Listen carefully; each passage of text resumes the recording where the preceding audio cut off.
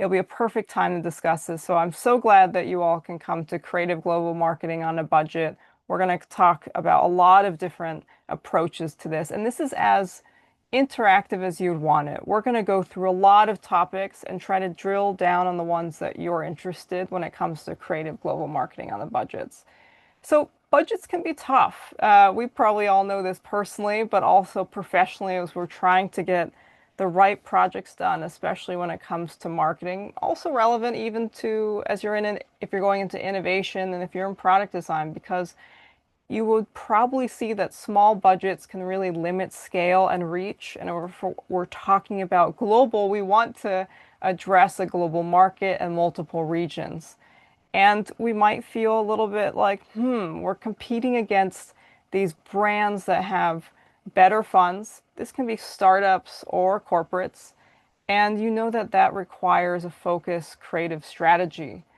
And global markets can be, they can be costly in terms of doing the research and the localization to make sure it speaks to different cultures, especially when you're crafting those campaigns across the globe. And we all need to prove our impact within the organization, and it can be tough if we don't have the right or limited analytics, and even teams are also overstretched. I actually think the team aspect is one of the most important in my experience in terms of managing budgets, actually. We don't always think about that. We think about the other side. Um, some of you know me, some of you were just getting to know each other. So give you a bit of an overview. I'm a founder of Veronical. It's a global brand consultancy, and I help, I've helped a lot of top brands in B2B and B2C, and a lot of what I'm going to talk about is kind of my experience, learning global budgets and panicking over global budgets. And this has been going on for only a couple years, but I've been in product, brand, and marketing creative for over 15. And that's where Harshitha, when you're saying like from, going into product innovation, I've been across the whole spectrum and kind of seen when that kind of marketing works and when it's communicating what's relevant and how do we make sure that whatever we're communicating is really valuable to the customer or the audience or the user.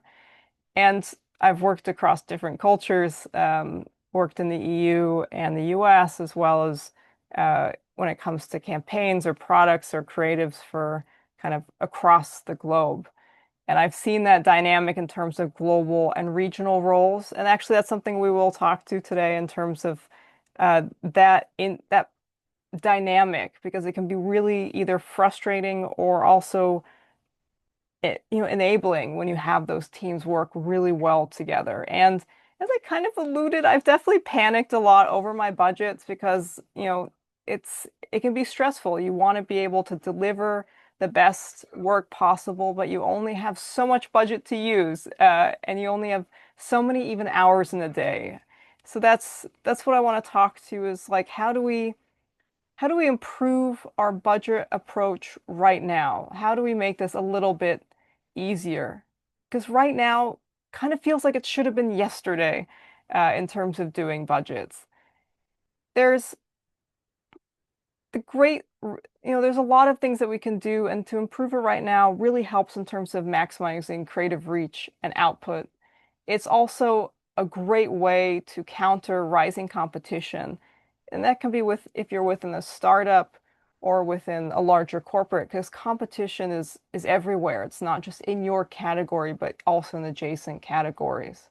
It also enables you to really tailor, whether it's your campaign or website, whichever part of marketing that you're doing, to have a really, global impact and use your spending efficiently while doing this. It can be hard because, we're talking about the globe, but there are ways to make it a little bit easier. And also that we can prove our ROI through smart budgeting, because when we're in a team or, especially when we're working with others, we have to show our impact both through the creative and, what our customers and audiences are saying, but also what the perception is internally in terms of the usefulness, the impact of what we're doing. So that's what we're going to go through today. And we're going to cover this in two different sections. One is strategy before spend, and the other one is that creative can be optimized. It'll be great to hear in the chat which one of, which one of those, strategy before spend and creative that can be optimized is more of a pain point or even an interest when it comes to marketing budgets. Let me know, and then we'll try to, if one wins, we'll try to focus a little bit more on it. But if it doesn't, we'll definitely be running through both. So you can, put the number in the chat, and we will take a look. Number one. Okay, interesting. In the last, I see number ones. In the last time we did this, it was actually split in terms of strategy before creative. I think it's because we had a lot of people on who were in the creative, like, the agency aspect. So that's interesting that we're going to actually maybe focus a little bit more on strategy before spend. And for me, this is one of the most important parts, not only at the beginning, but also in the whole process in terms of strategy before spend. So I know a couple of you were mentioning that you're either in product design or you're starting to go into product innovation. So I'd want to know, what is either your first step in making a marketing budget, or what do you think the first step should be in terms of making a marketing budget? Let me know in the chat um, in terms of your first step or what you think the first step should be.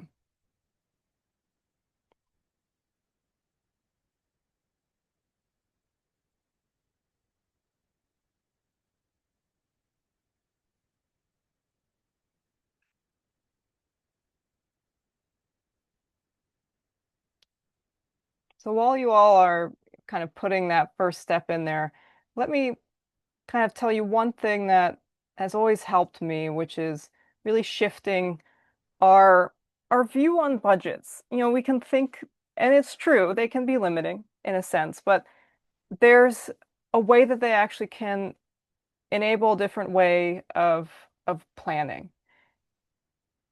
You know, when we have methods, and these are really actually more internal methods, to be honest, if they're outdated and they're resource intensive, they really can burn through limited budget. And a lot of times this is through processes, approvals, and how do you actually move a project through an organization.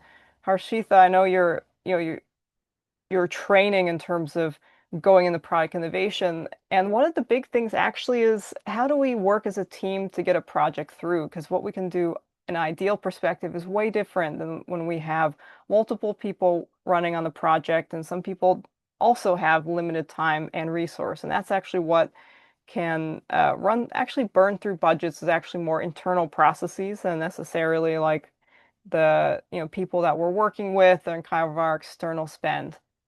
And I have to say, when finances feel constrained, it can be challenging because we're good and overwhelming because we're really trying to address, a diverse global market, and we have to be able to talk to different audiences.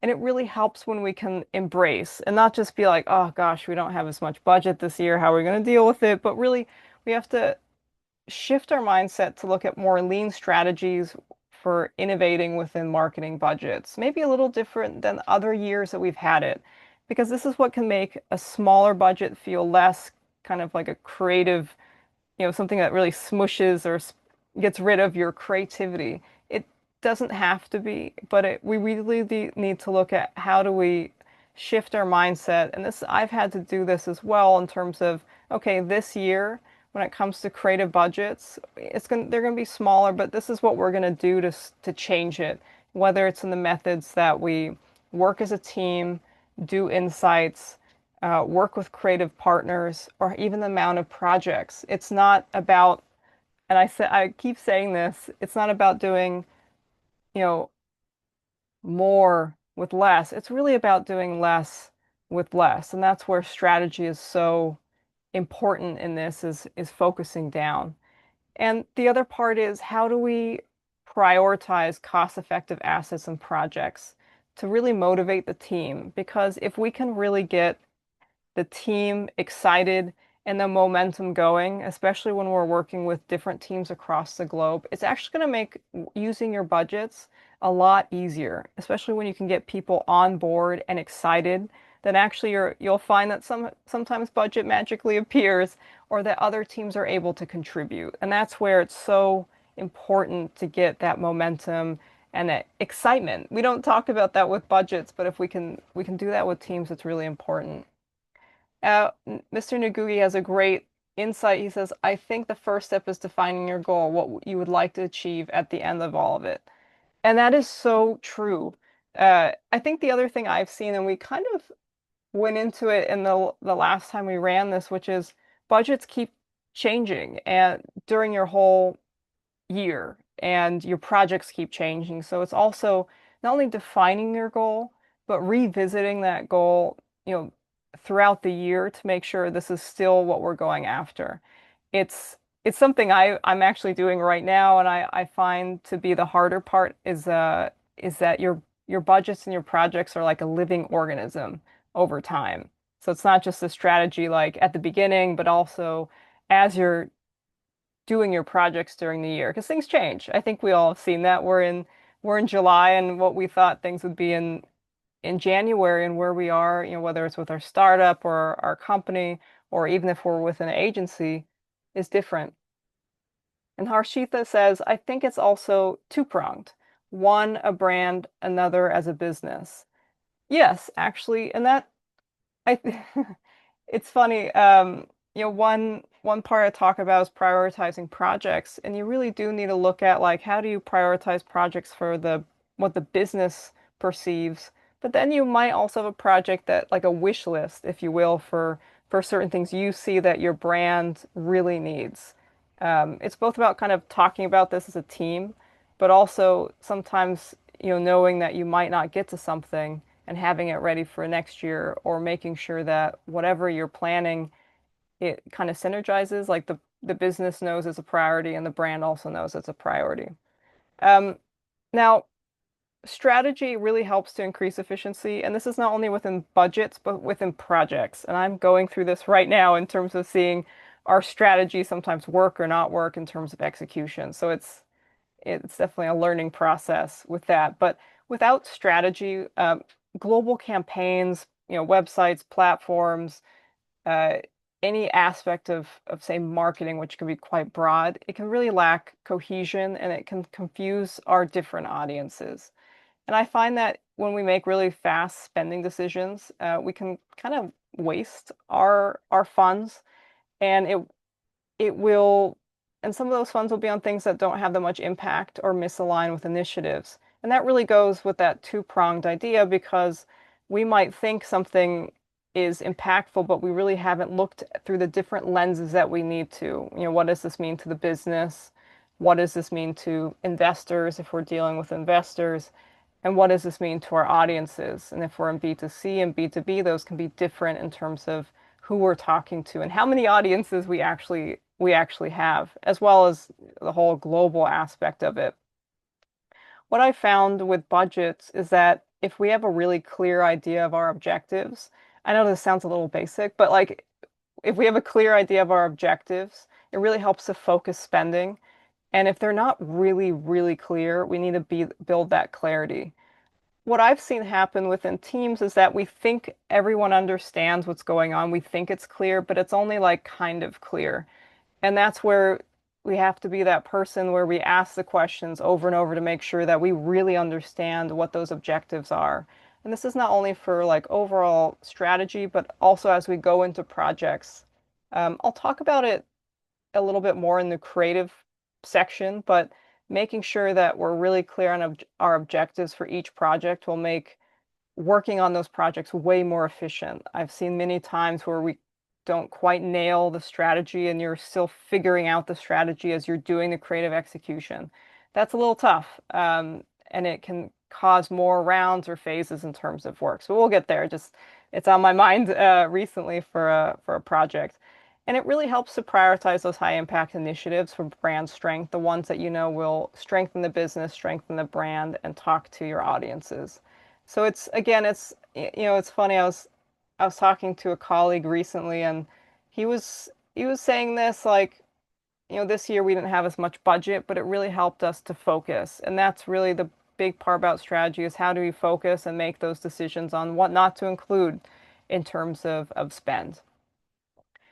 I find that if we're working on global teams or we're working in regional teams, it really helps to understand what are the different regional goals for more impactful spend. So if you're in a global team, if you really understand what your different teams need, it's way easier to actually use, stretch, and sh even share spend when it comes to projects. And I know with global versus regional, there's sometimes some tension, but I it I've seen when it works really well and it can be like great because you can see that there's a discussion and that you're helping each other in terms of what global is trying to say overall, but also what the market needs. And that's where if you don't really understand the local objectives, talk to your team members, it really risks that funds aren't used that well in terms of campaigns and that campaigns won't resonate. Kind of back to what you're mentioning, Mr. Ngugi, on different cultures, what will speak to one culture will not speak to another. Actually, the visual that you're seeing on the right, when I was in the agency, we were working on Clinique, and Clinique is a pretty, it's from the US. It has a pretty Western perspective, and we are seeing how do we go into China. This was actually a store design for the Chinese market, and it's a completely different beauty culture, different context, different background in terms of how beauty is perceived, and kind of the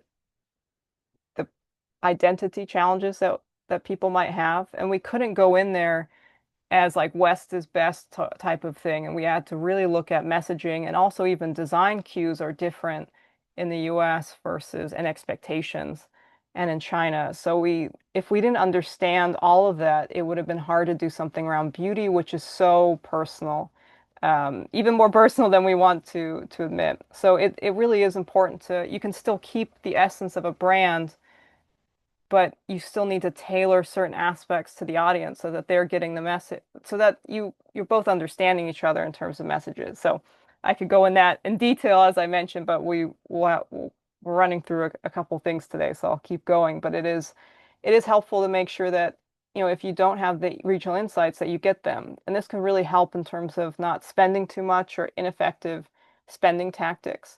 Because if you don't really understand the culture, then it's going to be very hard to know how to talk and interact with people and to know what their background is, what their worries are, their pain points, their desires, what goes around, what kind of happens around them on a certain topic.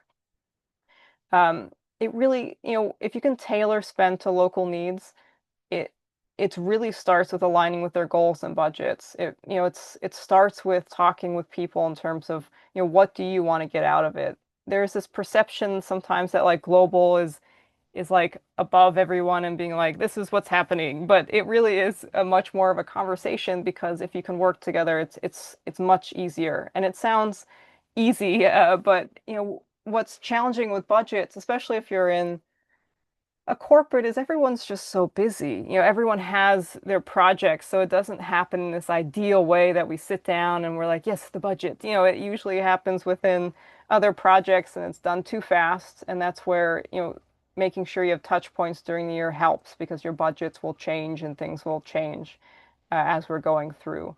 And I really believe in amplifying the creative potential of a region by really focusing on regional specific campaigns.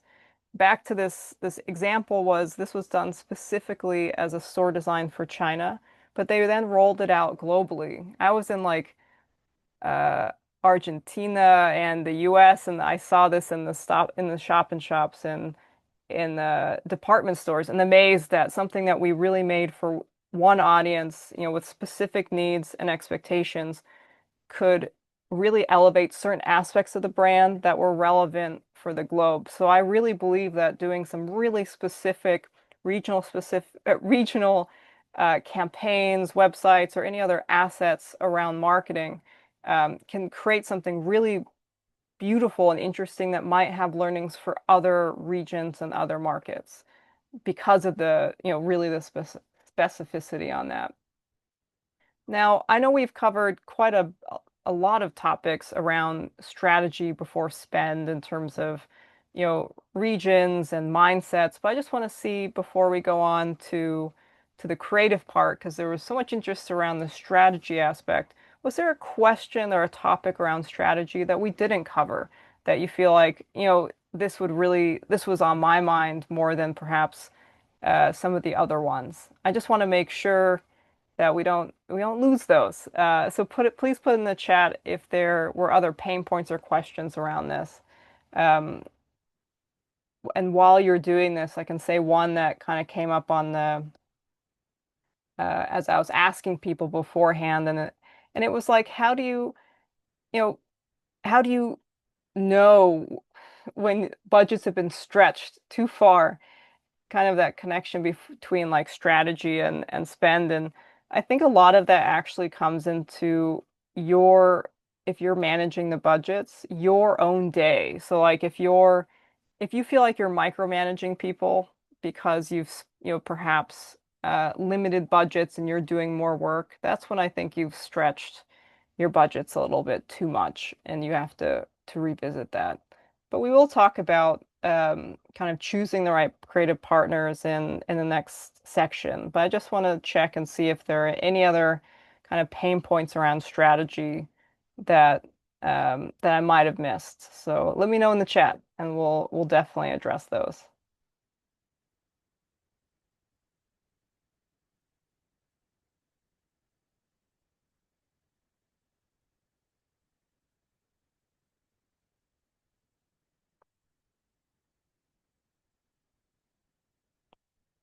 Well, I will give you some time to type, but I want to keep going so we can address as much as possible in here. So I will keep an eye out on the chat box in terms of, your thoughts on strategy. Um, I think it always sounds easier than it is to do strategy. And, when I say strategy, it really is making a plan and agreeing upon what we want to do, but even more importantly, what we don't want to do. Uh, it was funny in a recent email newsletter I wrote, I think it was about 2 months ago. It was about like how do we skip certain things? It was about like a skip it scorecard because we need to make sure that we know we can't do everything and we don't have the resource, both, the monetary resource or even, the mind space.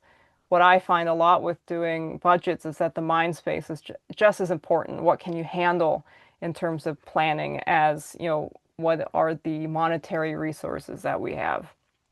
So just to let you know, there are so many topics that we're covering today with an hour, and it's going to go very fast. We're actually already halfway there in terms of timing. And I've opened up, 3 spots next week in terms of discussing your goals in situ.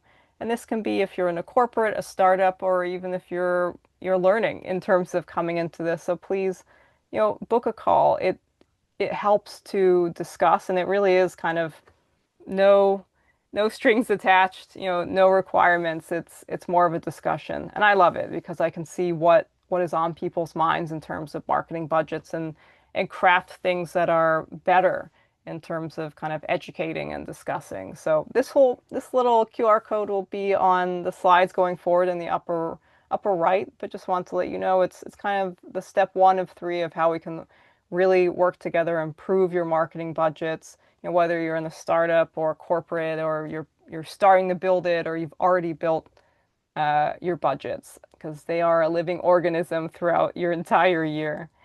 Um, so I'll keep an eye on the chat in terms of if we've missed anything in strategy, but there are going to be certain aspects in strategy that we're also going to cover in how do we optimize creative. And creative, again, is across all touch points within marketing, whether it's websites, campaigns, even that we, kind of talk about things like trade shows and training. If we're in B2B, is that all of these involve creative execution. So I just want to know from you all, and I know some of you don't, you know, some of you are working in different aspects of, say, product creation, is how often do you reuse content ideas and visuals? This can be within product design, this can be even within kind of brand management. Do you find that you're reusing these things, or you're always creating, new content and new ideas and new visuals? Let me know in the chat if, you know, kind of how often you're reusing it or not. And we'll address it as we go through, because I think there's something really interesting in terms of how do we build kind of a marketing ecosystem within our creative. So while you all are, you know, looking at that, thinking about that, and putting in the chat, um, there's something really important in terms of creative is that it is something that is modular. And if we create certain aspects or assets that can be easily adapted, it's going to really take our spend a lot further. And we're also going to create more effective brand systems, to be honest, that can be adopted to different cultures and contexts. I think when it comes to building a brand, which a part of marketing is quite important because that really is your foundation next to your product or your service that really frames what you're doing. And that if you have kind of inconsistent creative across regions, it can confuse audiences and it can really weaken your brand recognition. And that's where the modular aspect is really important. If you're in product design, you'll hear a lot of things about design systems, uh, which covers kind of the creative as well as the coding aspect of websites. If you're more in brands, you usually will hear something like a brand world or a brand system, and this is what kind of creates those aspects in terms of modularity. And what I found is that if we don't have adaptable content, it really makes scaling global campaigns, websites, kind of any aspect of marketing really costly and time intensive. If you have to recreate things all the time, it's a that's only more budget that you're using for creative or for someone working on it. So if you can adapt content from global to region, or kind of what we looked at in the last section, even from region to global, it will really help in terms of time, as well as just, this idea of momentum in terms of building a brand and campaign, because that's just as important as managing any type of resources, getting that momentum going within the organization. Uh, I forgot if I mentioned this in the last one, but there was a post on LinkedIn and someone was like, "How do I get stuff through and she was a director of design and product. She's like, how do I get things through large organizations? And what I said was, you need to build momentum. You need someone to really love it, and they'll take it and run with it. The team aspect is very important in terms of budgets. And but back to like the design part, which is like, if you can design modular content, um, you'll be able to use and reuse and reconsider that content for future use. When you have a brand or campaign, it's or a website, you're going to be talking about certain key themes because that's, what both your product and service and your brand and your audience need or what's kind of overlapping. You're not reinventing the wheel, but how do you keep reinventing how you say it, but keep building upon what you know and building upon the assets that you have. You don't need to create things over and over every single year, but you really are building a library that you can take from. Um, I have let me get this last bullet point and then we'll go into the comments because I see a couple things coming up. It really helps when you can create reusable assets and guidelines to reduce time and reduce duplication. I've seen this a lot within global and regions where, if there's no like global guidance on something, regions will, of course, they need to get things done. They'll make their own guidance, they'll figure out themselves. And if you have multiple regions doing that, that's kind of a waste of their time. If you have a global guideline, at least to set the standards and the framework, then regions can work into it and focus on the more important part in terms of executing that against their cultural context and their business need. They don't have to redo the strategy all the time. So that it's also about thinking about budgets when you have different regions or teams. And when I say regions, they can be global. They can also be within a country because many countries have very different regional needs.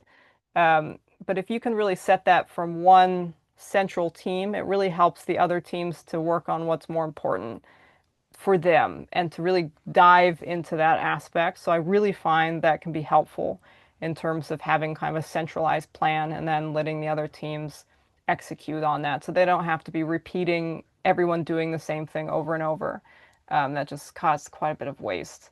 In terms of Mr. Ngugi is saying for visuals like illustrations, I tend to create a lot of them from scratch, but the design language tends to be similar.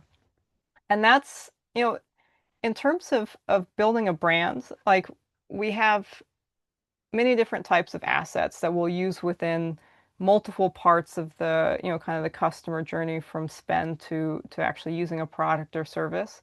And if you can, as you've put as an example, create a library of illustrations or a library of icons. It really helps for people, or even a photography library. It really helps that people can use or kind of find those assets as they're building content. Because a lot of times you're kind of building upon the existing ideas of your brand or your product. So if you have an illustration that works already because you've created lots of them, it's so much easier to build things faster. So asset libraries are very helpful in terms of being fast and adaptable because you already have it and you don't need to stop and say, oh, we need to create a couple more icons. You've created those. So that's a great example actually in terms of modularity, our illustrations and also, with that icons and photography. Harshita is saying, I find a lot of creatives, especially on social now, um, have tone inconsistencies, which since we're chasing trends. Huh. Tone of voice is a really important aspect in terms of marketing, and it goes through every aspect. If we're in B2B, tone of voice also comes through how we talk to people at trade shows, how we do sales, um, but it also comes through in terms if we're doing, how we write website copy, and how we do campaigns. And you mentioned something in terms of trends, and actually the one thing that really helps a brand is when you know what you stand for. And you'll hear things like purpose and ambition and values. And it sometimes, I don't know, sometimes it feels a bit like, but why? Why do we need this? And it really is to understand what your brand wants and can talk about.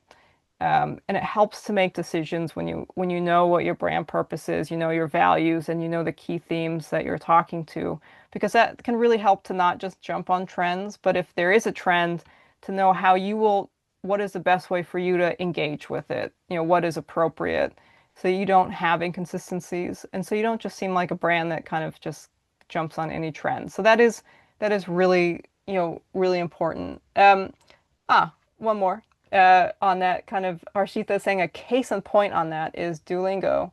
It started out as a tad sassy. Yes, Duolingo is sassy. That is so true. And now it's coming across as naggy. Yes, that is true. Like if you don't go on the platform, it's kind of gets annoyed at you. And that's interesting. I would say that's almost an evolution in tone. And you're right. I think like a lot of us have used Duolingo. Um, and I think an evolution in tone is okay. It just depends what you start learning about your audience because your tone of voice might change as your audience changes.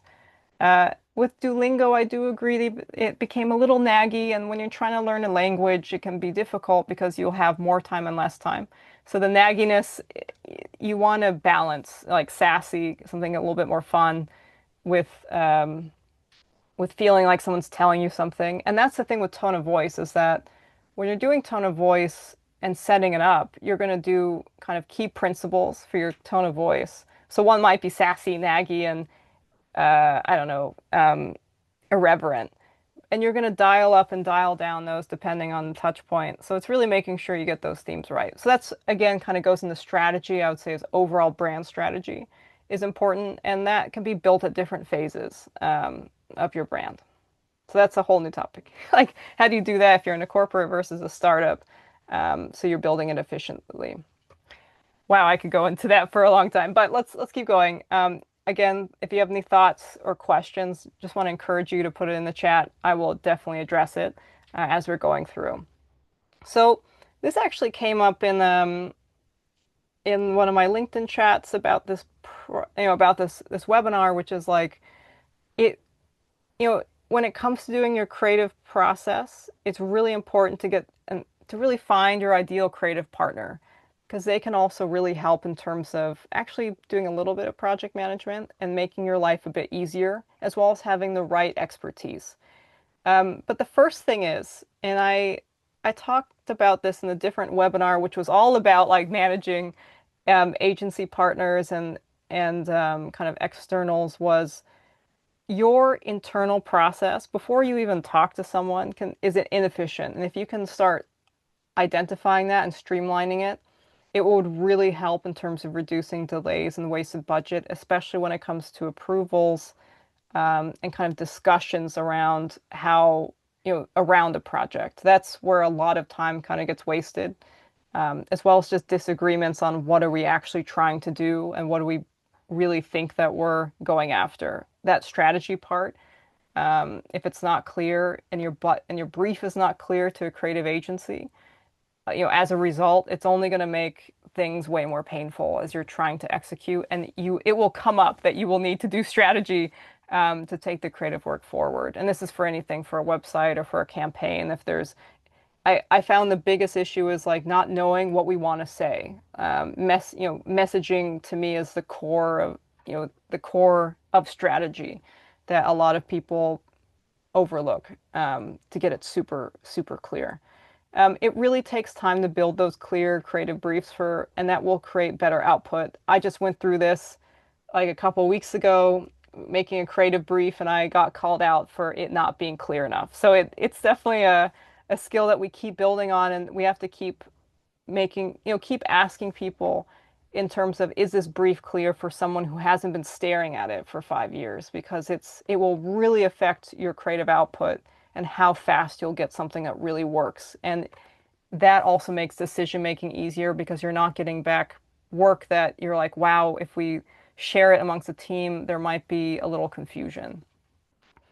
It's really important to look at like how to collaborate with your external partners so that you reduce miscommunication because this usually ends up in more phases and more rounds. And again, I keep talking about momentum with budgets, but it also just decreases momentum, which decreases morale. And I have like a whole section on this in a different webinar, but it really helps to choose the right creative partner and expertise to make not only an like kind of creative execution cost effective, but also make the project management part and strategy more cost effective.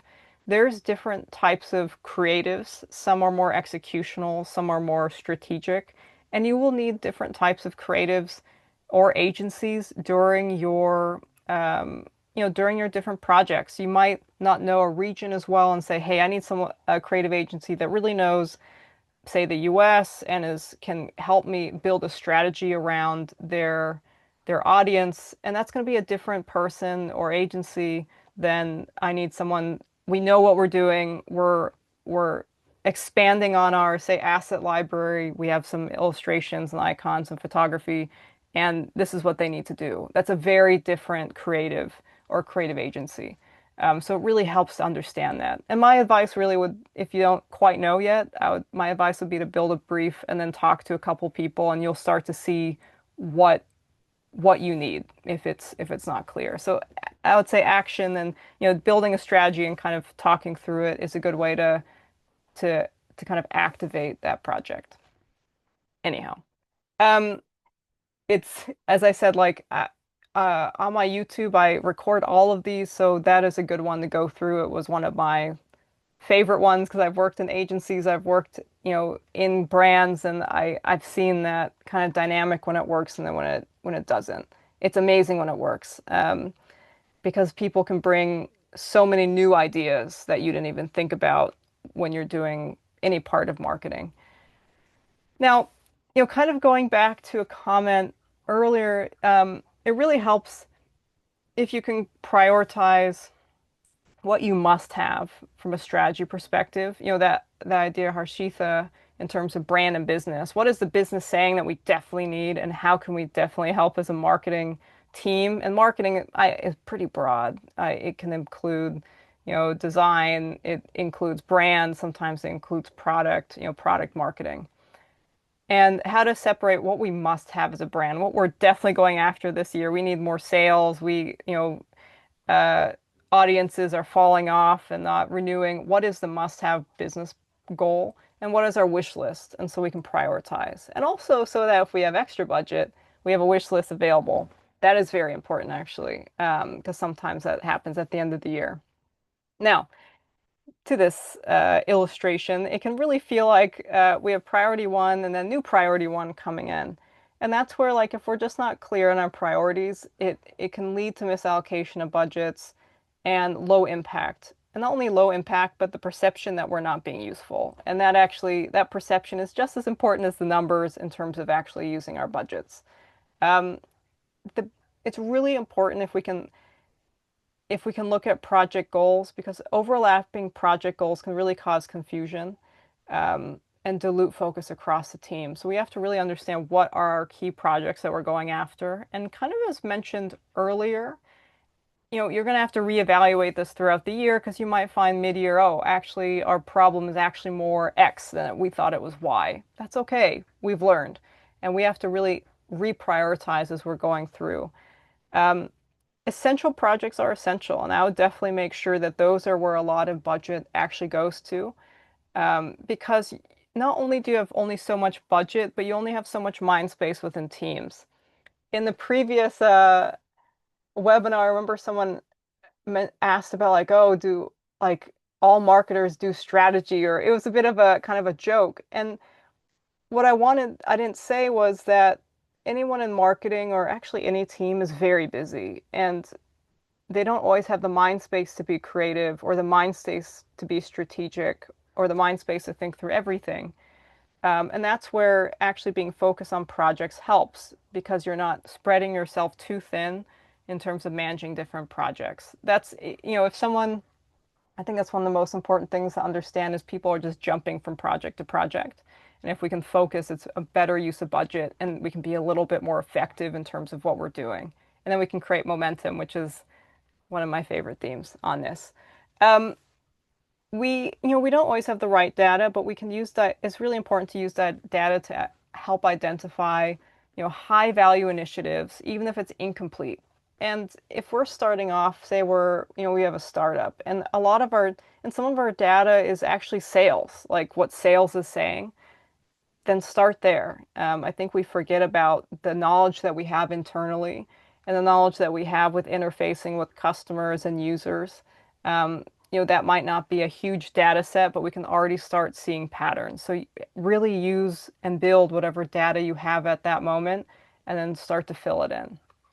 Now, before we jump to the end, and a couple just like key points on this, are there any pain points around creative that can be optimized that I have missed? Let me know in the comments. We'll keep going and I'll keep an eye on the comments, but let me know because it's again, much like strategy, it's a really broad topic. There's a lot of aspects of creative that we can optimize, whether it is creating, modular content or how we interact with our different creative teams and choose our creative teams. So let me know in the comments.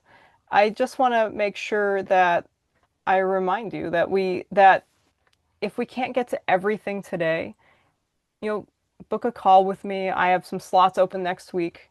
And if you're on holiday, they're open the week after as well to discuss your specific issues with budgets, not issues, let's say opportunities with budgets, because you know, each budget at each point of the year can be a bit different in terms of how to optimize it. So I'm always excited to talk about that, and I just wanted to let you know as you're kind of putting things in the chat in terms of have we missed anything in terms of creative. So we'll keep going because I realize we're getting at time. A couple last thoughts for you. And as I mentioned, you might say like, oh, this is enough. I understand. I have learned about budgets. And you might say I would want to learn more. And um, this is where kind of, as I mentioned, it's really important that we can start discussing your situation, your goals, because your goals in marketing might be different than someone else. Actually, I'm sure they're going to be different than someone else. And the fun thing is, like, it's 3 steps, and you can start or stop at any steps. Um, it's really about discussing, then it's really kind of uh, looking at your marketing budget, and then setting up the tools and processes. So you can start and stop at any step, but to get it all the way, it's really setting it up and making sure that we have the right budgets. Now, we can always just, do the discussion, but just letting you know those 3 steps. So, a couple of last things. Good ideas will always scale. I was talking with someone about this recently, because we were discussing like how do you make sure something goes from, you know, creative to creative execution, is that if you have a really good core idea or theme, this can be for a campaign, for a website, for anything, it will make it so much easier for it to actually execute, to go through stakeholder input, to go through regional input and creative execution. So a good idea will always hold. And I know this might sound silly, but there's always next year. I can tell you there are projects I started years ago that had to be waited on until years later in terms of working on a brand. And we will always have next year. Budgets will be different, projects will be different, our pain points and our audience's pain points will be different. So don't feel like it's permanent if you have a smaller budget this year than you had last year or that you're going to have the year after. So I encourage that because it can feel like, oh no, we're going to have our budgets cut every single year. And that's usually not the case. That's just, it's this year. So thank you for joining today. I'm glad that we could, have a different discussion actually than the first time that this was run. And it's always interesting in terms of the group that we have. I just want to see if you have any questions. Definitely pop them in the chat or any thoughts as well throughout the entire sections from strategy to creative, and we'll try to address them. We have a couple minutes um, before we end, so I just want to make sure that we cover anything that's on your mind in terms of marketing budgets.